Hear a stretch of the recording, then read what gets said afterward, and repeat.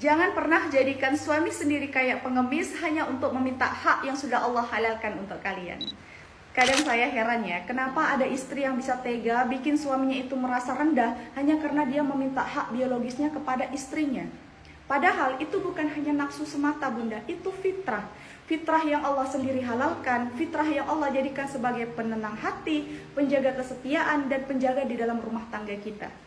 Tapi ada suami yang sampai harus menahan malu, minta pelan-pelan, takut dimarahin, takut ditolak sama istrinya sendiri. Padahal itu adalah hak dia dalam mendapatkan hak biologis. Padahal istri yang menolak tanpa alasan syar'i, istri yang bikin suaminya itu merasa hina, itu bukan hanya menyakiti perasaan seorang suami, tapi juga ada dosa besar yang dilanggar.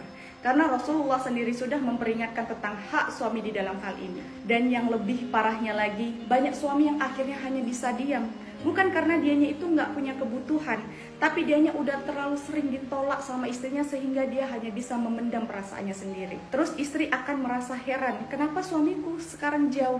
Kenapa dia menjadi dingin? Kenapa dia jadi cuek? Padahal jawabannya itu sederhana bunda. Laki-laki kalau terus-terusan ditolak, hatinya akan ikutan mati. Dan istri yang menolak tanpa alasan bukan hanya bikin hubungan renggang, tapi juga membuka pintu setan untuk masuk merusak rumah tangga kita.